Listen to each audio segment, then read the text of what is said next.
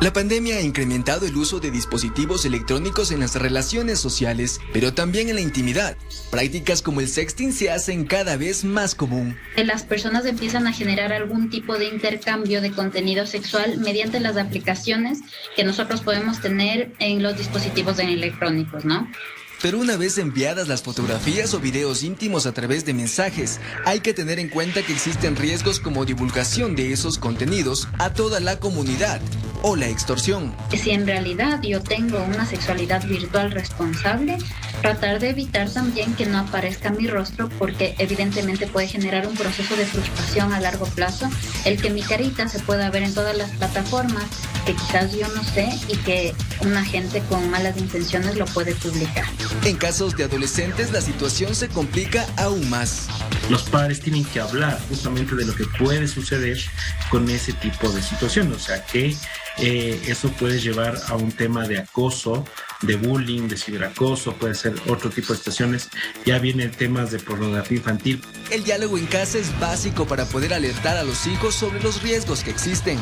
Yo sé que para un papá es muy complicado saber que su hijo está generando este tipo de intercambio, pero lastimosamente estamos en un mundo que cada vez está siendo más virtual. Si yo lo satanizo en demasía, lo más probable es que los chicos busquen este tipo de asesoría con sus amigos o con sus pares y no en la casa. En la actualidad, en el Ecuador, con la Ley de Protección de Datos Personales, los ciudadanos pueden solicitar la eliminación de dichas fotografías o videos en donde sean publicadas.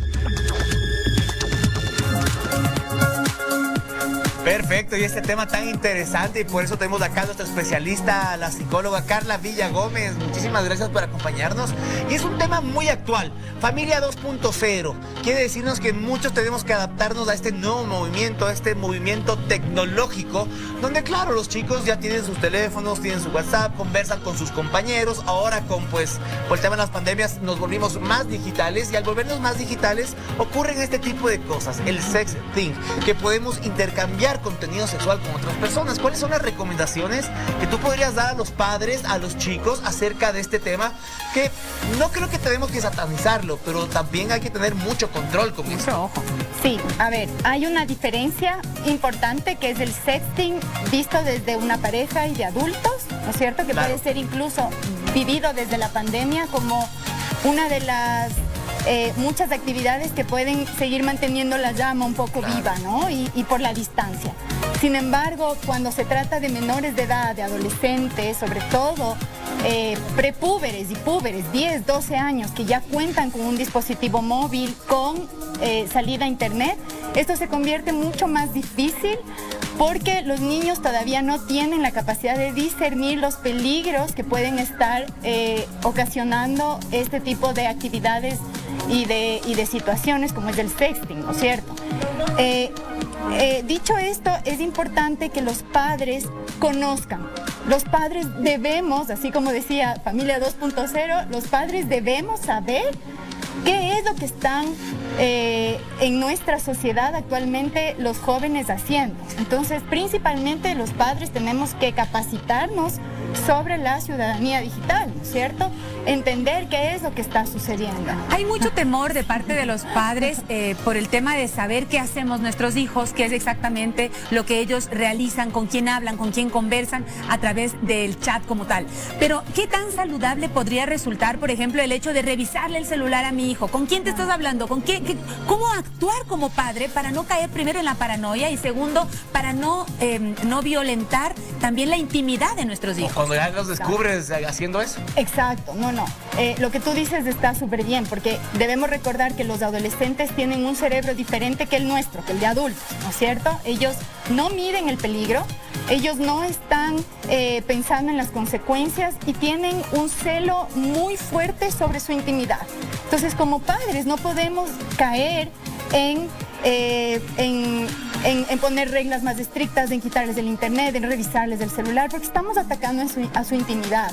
Y esa falta de respeto es recibida por ellos y puede ser contraproducente en este tipo de cosas. Lo importante y lo recomendable es que los padres tengamos un diálogo abierto con ellos, ¿sí? Muchas veces, porque el sexting no es que se da en familias disfuncionales, debemos olvidarnos de ese tipo de prejuicios. Principalmente el sexting se da entre los adolescentes de las ciudades, de nivel medio alto, ¿no es cierto? No necesariamente es porque un desconocimiento o una falta de educación, para nada. Es más, tenemos que tener en cuenta que este tipo de actividades son sumamente peligrosas, pueden ser hasta penales, porque es un tipo de acoso, de violencia infantil. Entonces, ¿qué hacer con esto? Hablar de sexualidad con nuestros hijos, permitir el diálogo, poner sobre la mesa que obviamente ahorita los adolescentes están muy limitados en cuanto a su relacionamiento con alguien, entonces piensan que esto es parte de ser pareja. La presión social que tienen también les lleva a actuar de esta manera. Entonces, como padres no podemos ponernos una venda en los ojos y decir, a mi hijo no le ha de pasar porque yo le eduqué bien.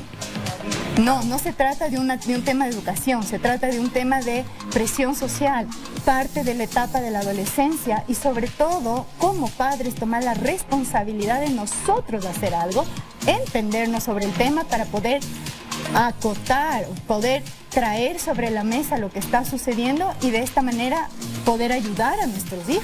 Pero ahora viene la pregunta del millón, que es la parte más complicada que tenemos como padres. ¿Cómo hablamos? ¿Cómo encontramos ese código, ese lenguaje adecuado? ¿En qué lugar? ¿En qué momento? ¿Cómo abordamos el tema? Porque a veces de hecho son temas muy delicados y no sabemos nosotros cómo entrar a ese diálogo con tan marcada diferencia de edad y como nosotros estamos perdidos en realidad. Claro. A ver, muchos de nosotros podemos decir, ¿no es cierto?, recordar si es que en nuestra casa se abordó o no se abordó el tema de la sexualidad, por ejemplo. Es uno de los temas que desde pequeños debemos abordar con nuestros hijos. Es decir, desde el adulto, desde los padres, tenemos que olvidarnos de que la sexualidad no es un tema que se habla en familia. Es más, la sexualidad, somos seres sexuales, debemos tomarlo desde que son pequeños. Entonces, de esa manera ir fomentando la confianza sobre ir hablando de temas que son importantes y obviamente teniendo siempre en cuenta que los padres debemos estar ahí cuando sea. Tú me decías, ¿y ahora qué se hace si es que ya está en el sexting? Claro. ¿Qué hago?